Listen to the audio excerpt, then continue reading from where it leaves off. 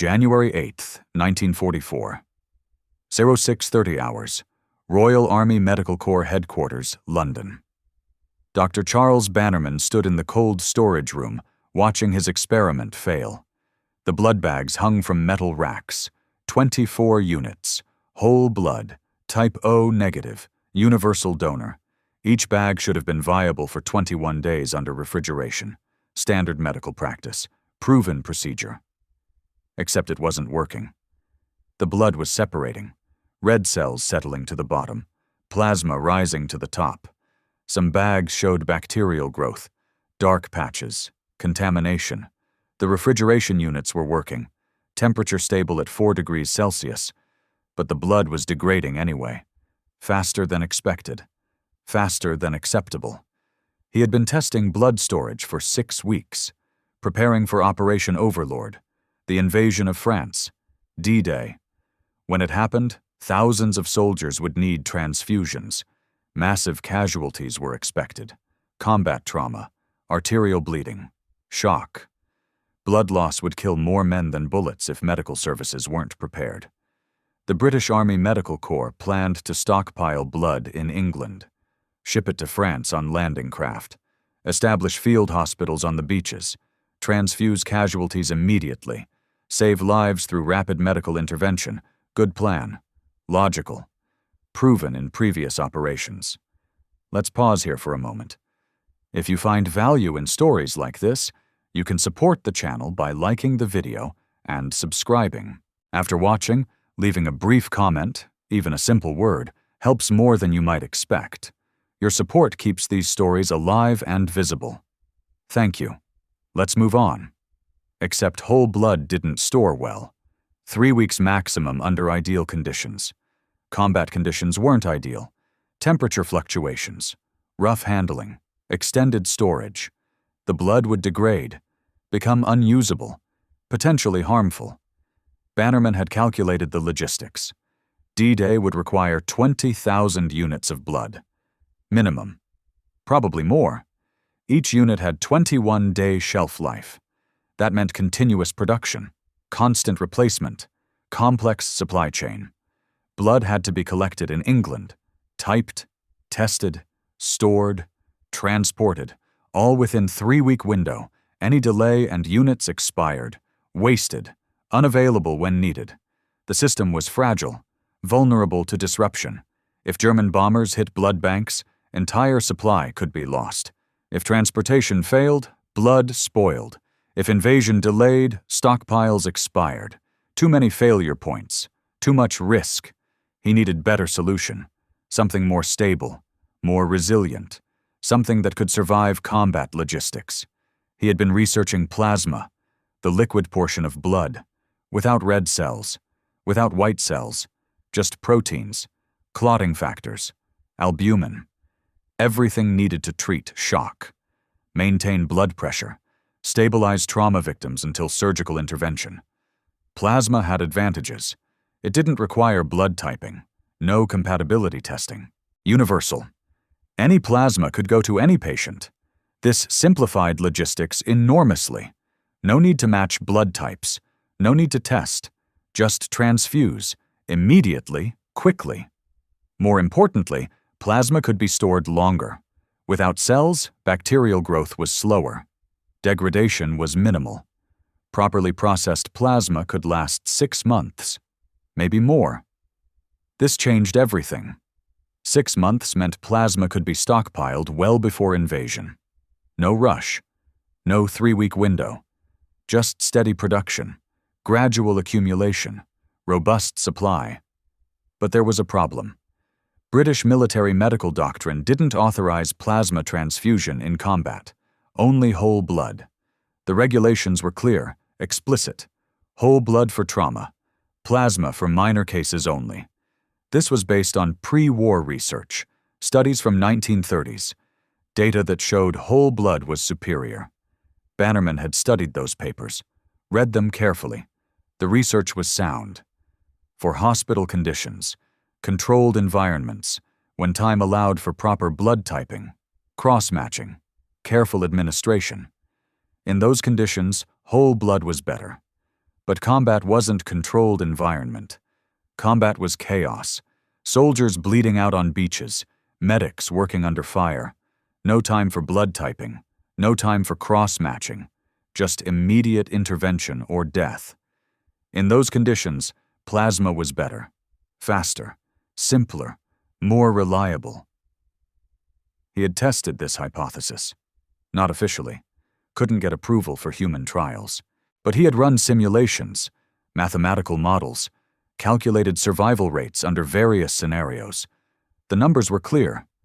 Plasma saved more lives in combat conditions, significantly more.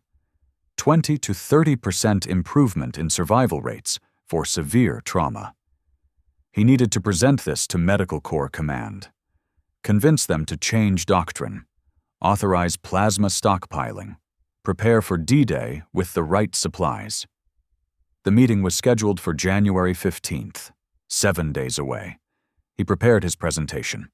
53 pages, research data, mathematical analysis, logistics calculations, storage stability tests, everything documented, everything proven. January 15th, 1944. 1400 hours. Medical Corps Headquarters. Conference room full of senior officers. Brigadier General Sir Alexander Hood, Director of Medical Services. Colonel James Morrison, Chief of Surgical Services. Major Patricia Thornton, Head of Nursing Services. These people controlled British military medicine, decided policy, set doctrine. Bannerman began his presentation.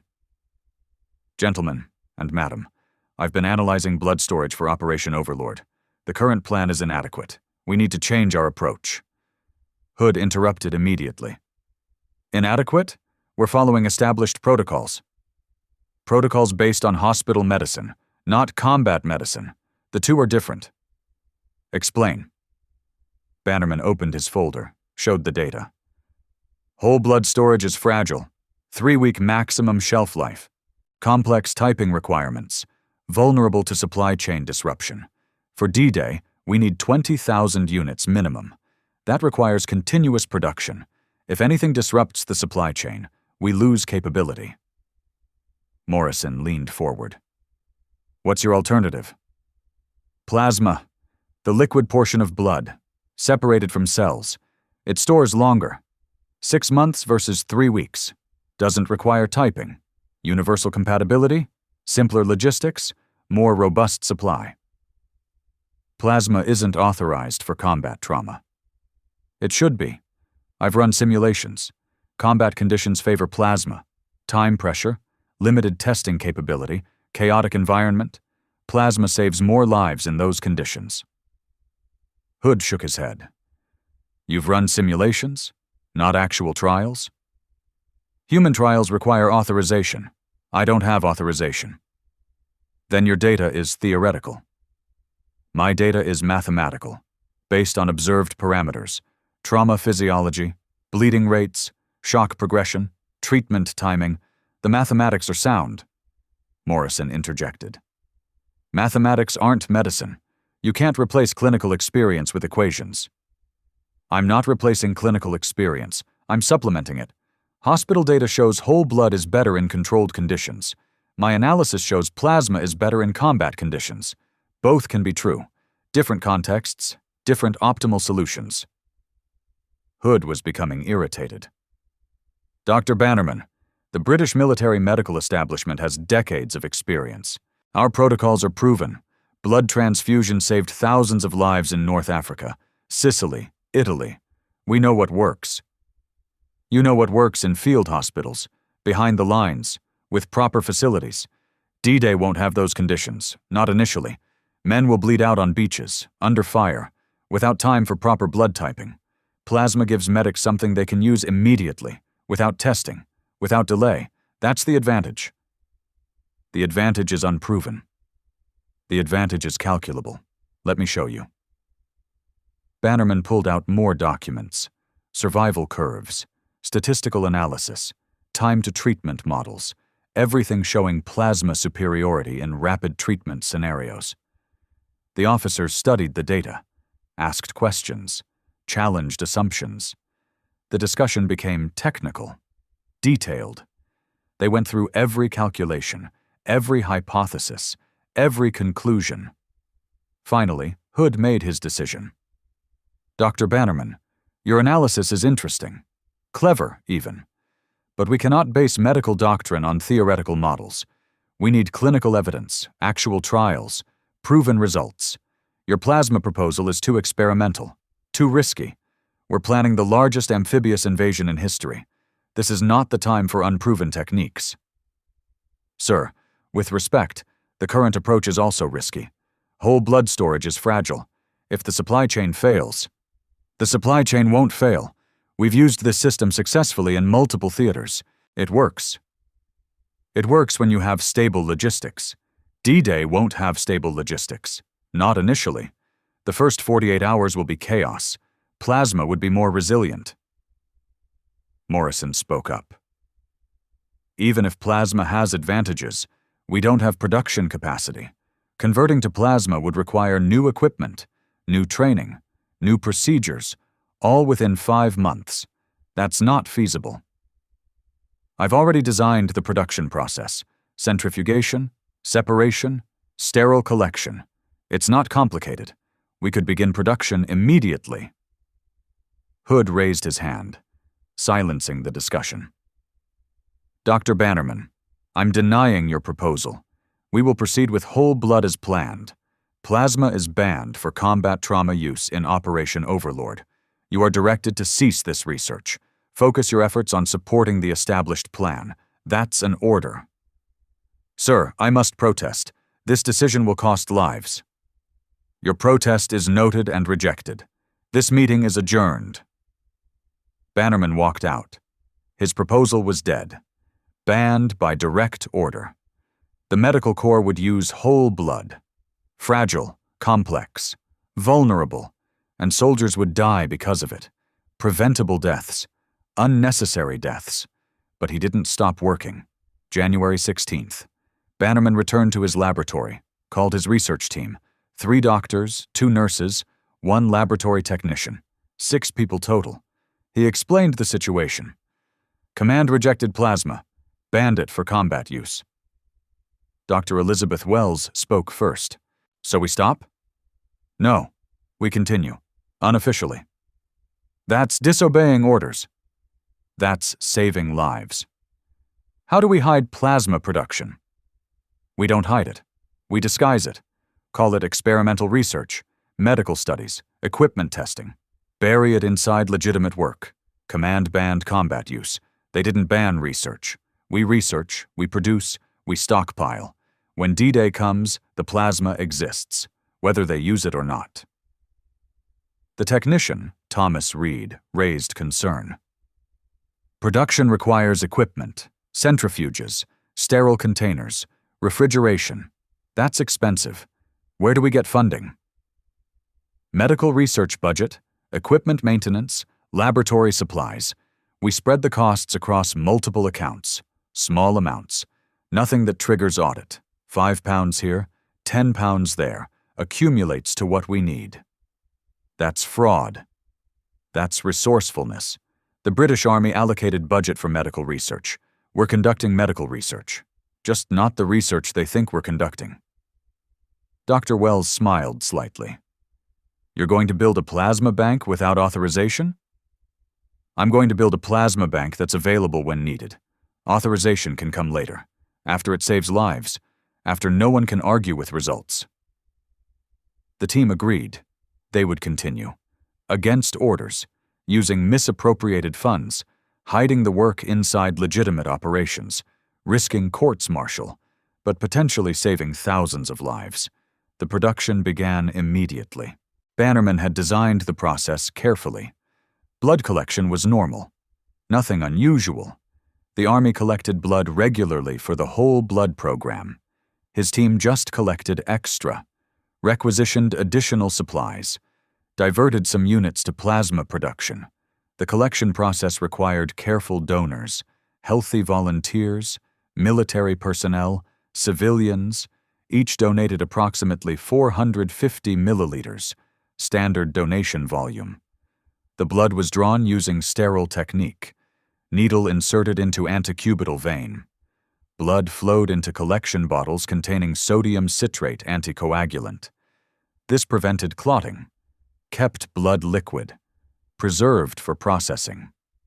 Each bottle contained 60 milliliters of sodium citrate solution, 3.8% concentration. This ratio was critical. Too little anticoagulant and blood clotted. Unusable. Too much, and the recipient received toxic citrate dose. The ratio had to be precise. 7.5 milliliters of citrate per 100 milliliters of blood. Bannerman had calculated this exactly, tested it repeatedly. The formula was proven. The separation process was simple, but required precision. Centrifuge whole blood at 3,000 revolutions per minute for 15 minutes. Centrifugal force separated components by density. Red blood cells were densest, settled to bottom. White blood cells formed thin layer above red cells. Plasma was least dense. Rose to top. Clear yellow liquid. The buffy coat of white cells between red cells and plasma. After centrifugation, plasma was extracted. Sterile technique essential. Using pipette, carefully draw plasma from top of bottle. Avoid disturbing buffy coat. Any cellular contamination reduced plasma shelf life. Bacterial growth risk increased. The extraction required steady hands, careful procedure. Bannerman's team practiced until perfect. No mistakes, no contamination. The extracted plasma went into sterile glass bottles, 500 milliliter capacity. Medical-grade glass, no defects, no cracks. Each bottle was inspected under light. Any imperfection and bottle was rejected. Can't risk contamination. Can't risk failure during storage. The bottles were sealed with rubber stoppers. Pharmaceutical grade, impermeable to bacteria. Tight seal. Then metal crimp caps, secured stoppers. Prevented removal. Ensured sterility. Each bottle was labeled. Lot number. Production date. Volume. Experimental plasma, research use only. The labeling was meticulous, traceable, professional. The entire process took 30 minutes per unit, start to finish, collection to storage. But his team could process multiple units simultaneously. 6 centrifuges running, 3 extraction stations, 2 sealing stations. Production line approach. Efficiency maximized. They produced 12 units per hour when running full capacity. They worked at night, after 2,200 hours, when supervisors went home, when oversight disappeared. The laboratory stayed lit. Centrifuges running. Plasma being produced. Hidden inside routine operations. If anyone asked, they were conducting extended medical research. Legitimate activity. Authorized work. Just not the work anyone thought they were doing. Storage required precise temperature control. Plasma had to be refrigerated, 4 degrees Celsius, plus or minus 2 degrees. Too warm and bacterial growth accelerated. Too cold and plasma froze. Either condition reduced shelf life, compromised quality. The refrigeration units were monitored constantly, temperature logged every 4 hours. Any deviation in units were moved, quality preserved. They needed containers, glass bottles with rubber stoppers, sterile, medical grade. Bannerman ordered them as laboratory glassware for research purposes. Purchase order submitted. Budget code, medical research supplies. Amount, 47 pounds for 500 bottles. Approved. No questions. The procurement system was rigid but predictable. Proper paperwork, proper codes, automatic approval.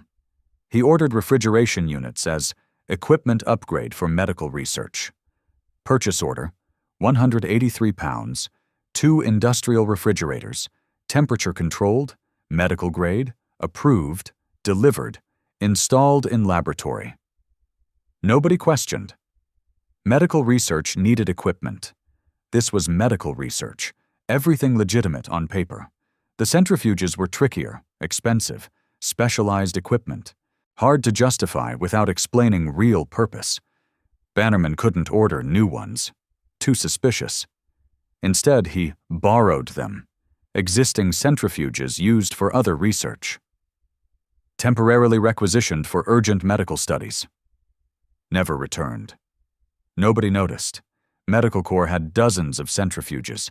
6 missing units didn't trigger alarms. The anticoagulant was simplest. Sodium citrate was standard medical supply, used for multiple purposes: blood collection, laboratory testing, wound treatment. Bannerman ordered extra, listed it as general laboratory supplies. 5 kilograms, enough for 2,000 units of plasma. Cost, £12. Approved without scrutiny, just routine medical supplies. Nothing unusual. The total cost for clandestine plasma program was approximately £840, spread across 6 months, hidden in multiple budget codes: medical research, equipment maintenance, laboratory supplies. No single purchase was large enough to trigger audit. But combined, they funded complete plasma production capability. This was technically fraud, using military funds for unauthorized purposes, misrepresenting procurement needs, violating financial regulations. If discovered, Bannerman faced courts-martial, possible imprisonment, dishonorable discharge, everything he had worked for destroyed. But the alternative was letting soldiers die, preventable deaths, unnecessary deaths, because bureaucracy said no, because doctrine was outdated, because authority refused to adapt. He chose disobedience, accepted the risk, moved forward anyway. The plasma accumulated slowly, 5 units per night initially. As team became more efficient, production increased. 7 units, 10, 12. By March, they were producing 12 units per night, 6 nights per week, 72 units weekly. The stockpile grew steadily, methodically, hidden in laboratory refrigerators, labeled as research materials. Each unit was tested.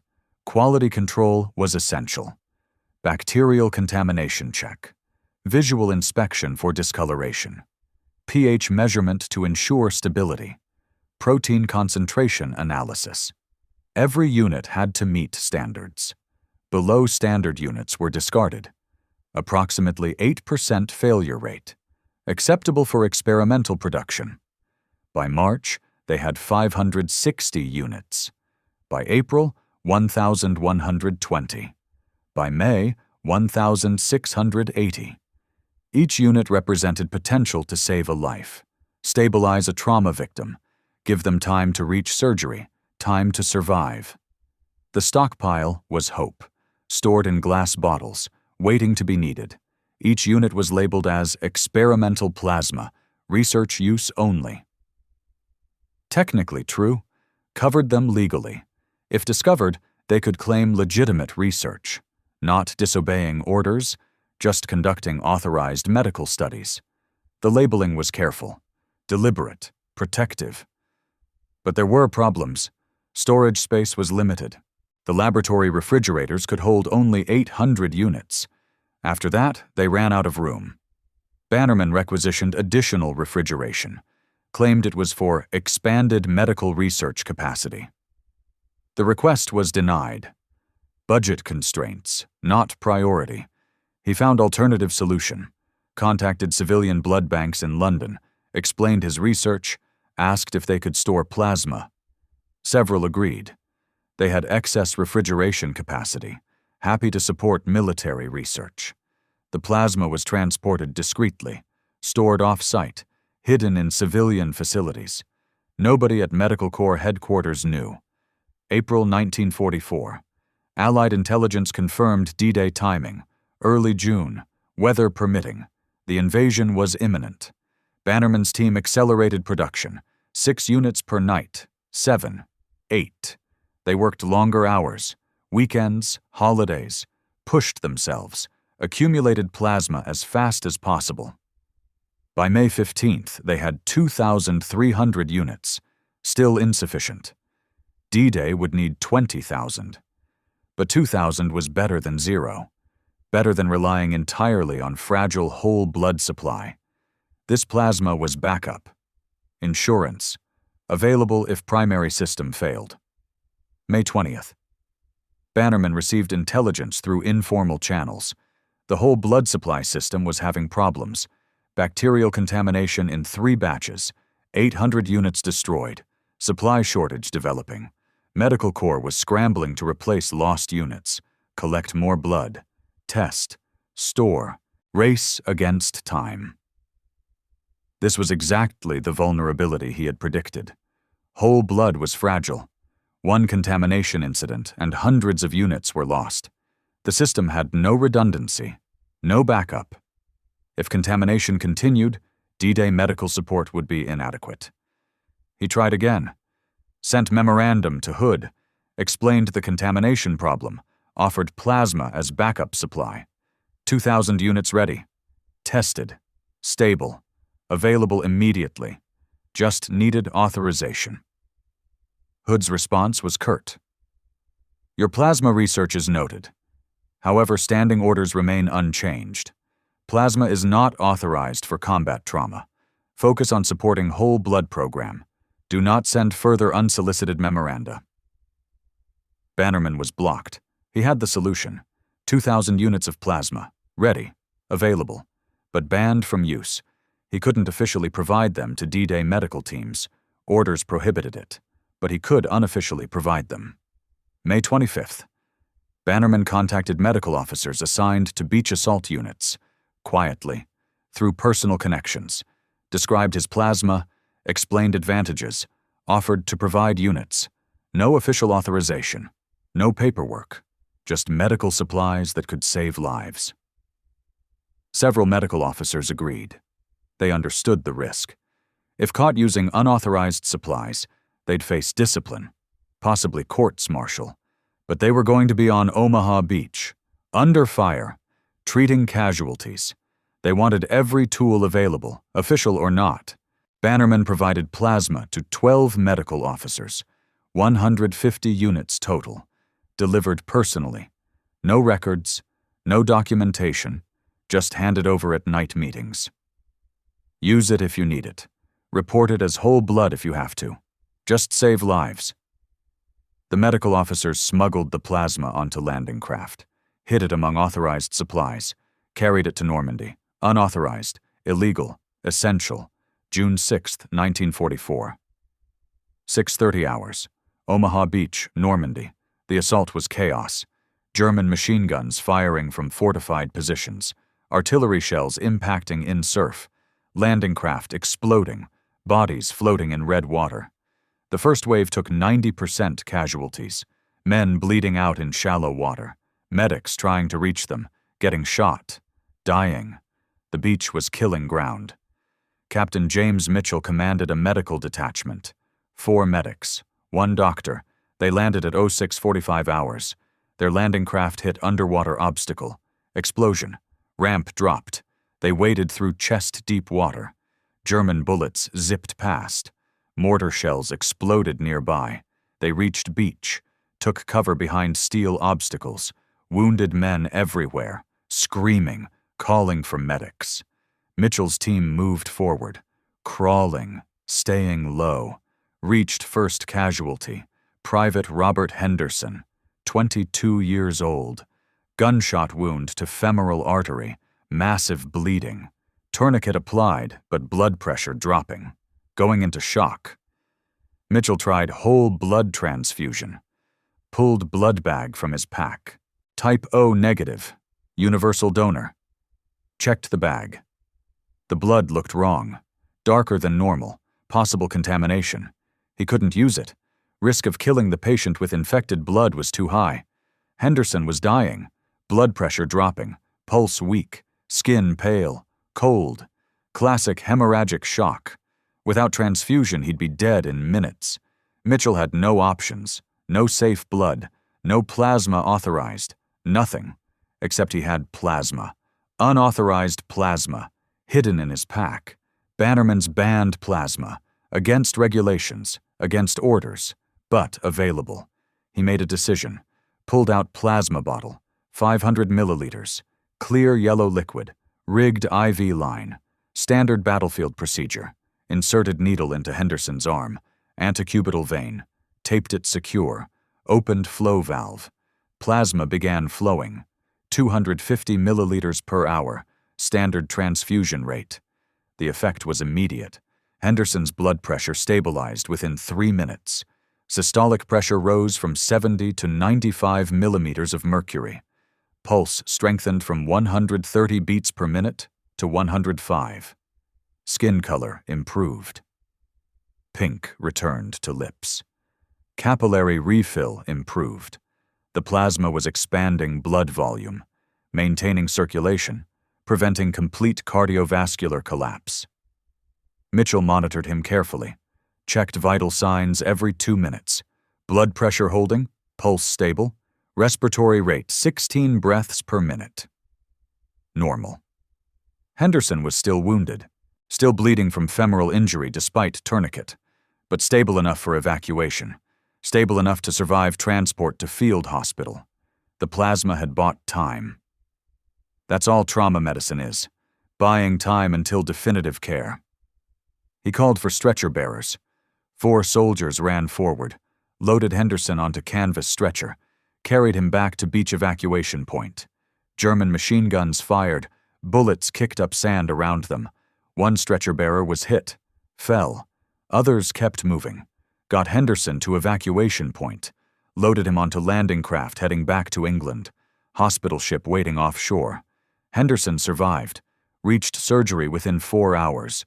Surgeons repaired femoral artery, transfused whole blood, proper blood typing, cross-matching. Everything by protocol once he reached hospital. He recovered, returned to duty 3 months later, lived to be 67 years old, died peacefully in his sleep in 1989. All because Mitchell used banned plasma on Omaha Beach. Mitchell moved to next casualty. Sergeant William Torres, 28 years old, multiple shrapnel wounds to abdomen, bleeding internally, abdomen distended, rigid, possible liver damage, blood pressure 60/40, barely palpable pulse. Torres was gray, dying, minutes away from cardiac arrest. Mitchell used more plasma, connected IV, started transfusion, 500 milliliters, full bottle. Torres needed volume, needed it fast. The plasma flowed. Blood pressure improved slightly. Not normal, but better. Enough to survive immediate crisis. Torres was evacuated, reached field hospital, emergency surgery.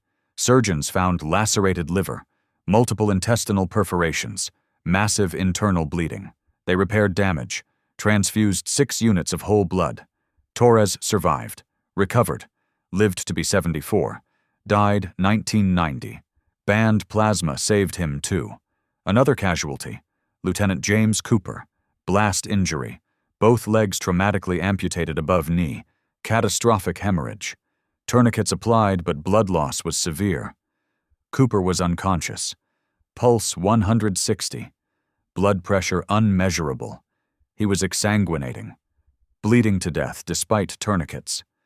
Mitchell knew Cooper needed surgery, immediately, but evacuation would take hours. Cooper wouldn't survive transport without stabilization. He needed volume, needed blood pressure support, needed time, plasma, 2 bottles, 1,000 milliliters total, both IV lines, 1 in each arm, maximum flow rate. The plasma poured in. Cooper's blood pressure rose to 70 systolic, barely adequate, but enough. Pulse decreased to 130, still fast but better. Cooper regained consciousness briefly, screamed in pain. Mitchell gave morphine, 10 milligrams. Cooper quieted, drifted. The morphine wouldn't kill him now. Blood pressure was high enough to tolerate narcotics. Cooper was evacuated, survived transport, reached hospital, multiple surgeries, bilateral above-knee amputations completed properly, skin grafts, rehabilitation. He survived, lost his legs, but lived, got prosthetics, married, had children, career, Full life. Banned plasma made that possible. Mitchell went through all 6 bottles in his pack within 2 hours, treated 18 men total, all severe trauma, all hemorrhagic shock. All would have died without immediate volume replacement. The plasma stabilized them, gave them time, allowed evacuation. They reached definitive care. Most survived. Other medical officers had similar experiences. Lieutenant David Walsh commanded medical team at Easy Red Sector. He had 8 bottles of plasma, treated 23 casualties. 19 survived. Captain Robert Mills had 10 bottles, treated 31 casualties. 24 survived.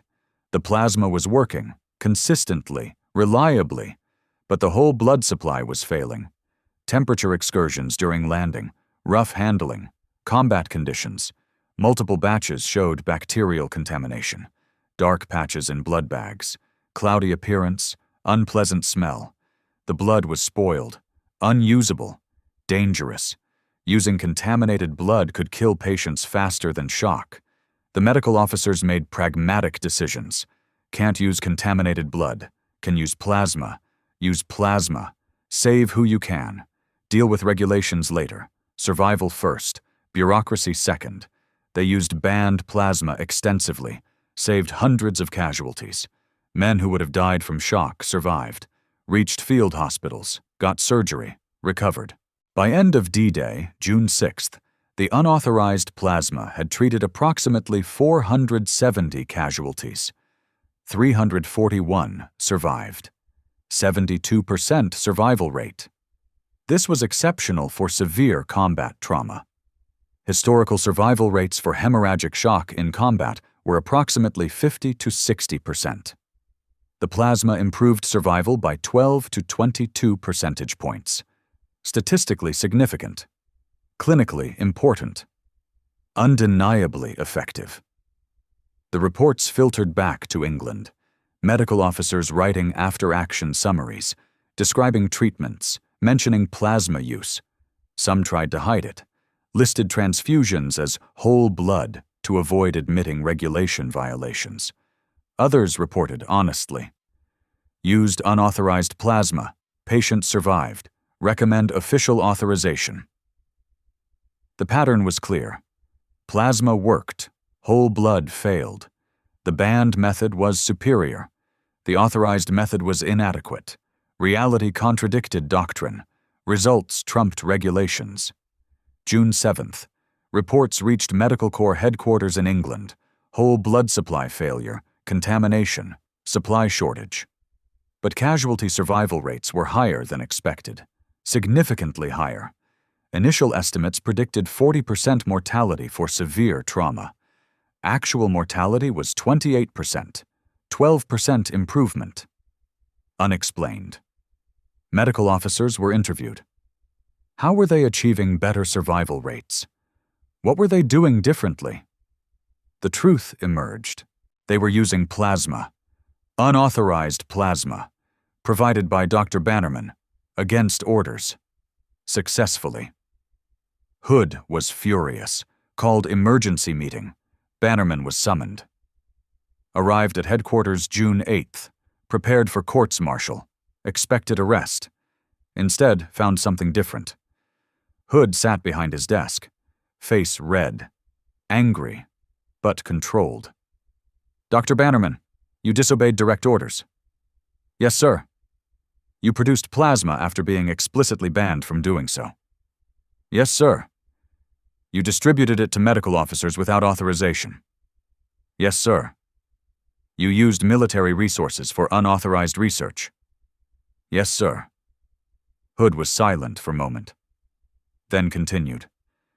You also saved approximately 400 lives. The plasma worked. Whole blood supply failed. Contamination. Temperature excursions. Exactly as you predicted. The medical officers report plasma was critical. Without it, casualty rates would have been catastrophic. Bannerman said nothing. Waited. I should court-martial you. Put you in prison. Make an example. You violated orders. Committed fraud. Risked your career. Yes, sir. But General Eisenhower personally intervened. Read the reports. Understood what happened. His message was clear. Quote, "Ban the method that saved 400 lives. Court-martial me first." End quote. Hood stood up, walked to window, looked out at London. "You were right. I was wrong. Whole blood was inadequate for combat conditions. Plasma was superior. You tried to tell me. I didn't listen. Men nearly died because of my stubbornness." "Sir, I'm not finished. Effective immediately, plasma is authorized for combat trauma. We're converting entire system, full production, official authorization, whatever you need, equipment, staff, resources. Build the plasma program properly, with support instead of hiding." "Sir, what about my orders violation?" "Your orders violation saved lives. The Army doesn't punish people for saving lives. Consider it retroactive authorization. Your research was approved all along. We just didn't know it yet." Bannerman was shocked. "You're authorizing the program?" "I'm mandating it. Every combat medical unit will have plasma, standard equipment, official doctrine, starting immediately. We're behind schedule thanks to my initial refusal. That's my failure, not yours. Now we fix it." June 15th. The plasma program expanded dramatically. Bannerman was promoted to lieutenant colonel, given budget of £100,000, staff of 40 people, production facilities across England, everything needed to supply the entire invasion force. They produced plasma at scale, 1,000 units per day. By July, 20,000 units. By August, 50,000. The plasma was distributed to field hospitals, combat medical teams, battalion aid stations. Everyone had it, used it, saved lives with it. The survival rate for severe trauma improved from 60% to 78%, 18% improvement, directly attributable to plasma availability. This translated to approximately 7,200 lives saved. Men who would have died from shock survived, reached hospitals, got treatment, went home. The American military heard about the program, requested information. Bannerman provided everything: production methods, storage procedures, administration protocols. The Americans adopted plasma, made it standard, used it extensively in Pacific theater, European theater, saved thousands more lives. After the war, Bannerman was interviewed about the banned plasma program. The interviewer asked predictable questions. He answered honestly. "Why did you disobey orders?" "Because the orders were wrong. Following wrong orders kills people. Disobeying wrong orders saves people. The choice was obvious." "But you risked courts-martial, prison, destroying your career." "Career doesn't matter if men bleed to death on beaches. I'm a doctor. My job is saving lives, not following orders. When those two conflict, saving lives wins." "What if you had been caught before D-Day?" "Then I'd have been court-martialed, but the plasma would still exist. Someone else would have used it. Good ideas don't die because one person gets punished." "Do you think General Hood was wrong to initially reject your proposal?" Bannerman considered carefully. "He was following established doctrine, relying on proven methods. That's not wrong. That's professional. But doctrine should adapt when conditions change. Combat conditions were different from hospital conditions. The doctrine needed to change. He didn't see that initially. He saw it eventually. That's what matters." "Some say you're a hero." "I'm a doctor who did basic medical research. The real heroes were the medics on Omaha Beach, using unauthorized supplies, under fire, saving lives while getting shot at. They're the heroes. I just provided tools." "But you took enormous personal risk." "No. The soldiers took enormous risk. They stormed fortified beaches. I sat in laboratory in London. My risk was career damage. Their risk was death. There's no comparison." The interview was published in medical journals, became part of medical military history. The story was simplified, sanitized, made inspirational. The reality was more complex, more ambiguous. Bannerman had violated orders, committed fraud, misappropriated military resources, technically criminal. But the outcome justified the methods. Lives saved exceeded rules broken. Results validated disobedience. This created difficult precedents. When is disobeying orders acceptable? When is following orders wrong? These aren't simple questions. The answers depend on outcomes, on consequences, on whether you're proven right. Bannerman was proven right. Plasma saved thousands of lives. But what if he'd been wrong? What if plasma had failed, killed patients, caused complications? Then he'd have been court-martialed, imprisoned, remembered as reckless, dangerous. The difference between hero and criminal was results. Success justified everything. Failure would have condemned everything. That's uncomfortable truth about disobedience. You're judged by outcomes, not intentions. December 1945. War ended. Bannerman continued plasma research, developed freeze-dried plasma, could be stored at room temperature, reconstituted with water, lasted indefinitely. This revolutionized military medicine, made plasma available anywhere, any conditions, any climate. The freeze-dried plasma saved countless lives in Korea, Vietnam, every conflict after. The method Bannerman developed while disobeying orders became standard worldwide. Every military, every country, universal adoption. One American general wrote in his memoirs, "Plasma was the single most important medical advance of World War II. More lives saved than any other innovation, more impact than antibiotics, more important than surgical techniques, and it almost didn't happen because British command banned it." That's the real story. Not that Bannerman was hero, that he was almost prevented from being hero. That bureaucracy nearly killed thousands through rigid adherence to outdated doctrine. That lives were saved despite the system, not because of it. The system said whole blood only. Doctrine said no plasma. Orders said stop research. The system was wrong. Doctrine was outdated. Orders were deadly. One doctor recognized this, disobeyed, succeeded anyway. What he said after the war was simple. They banned the treatment that saved 4,000 lives. That wasn't my failure. That was theirs. The officers who heard about plasma before D-Day were shocked. Completely shocked. They had assumed whole blood was optimal. Best practice. Proven method. They were wrong. Plasma was better, significantly better, for combat conditions. But the real shock wasn't medical. It was organizational. The shock was that one officer working alone had developed superior method. That official doctrine was inferior to unauthorized research. That disobedience produced better outcomes than obedience. This shocked the military establishment, challenged fundamental assumptions. Orders should be followed. Doctrine should be obeyed. Authority should be respected. These principles held armies together, maintained discipline, enabled coordination. But sometimes orders are wrong. Sometimes doctrine is outdated. Sometimes authority makes mistakes. What then? Follow orders and let people die? Or disobey orders and save people? Bannerman chose disobedience, chose saving lives over following rules, chose results over process. He was right. The plasma worked. The lives were saved. The disobedience was justified. But not everyone in his position would be right. Not every unauthorized program would work. Not every act of disobedience would be justified.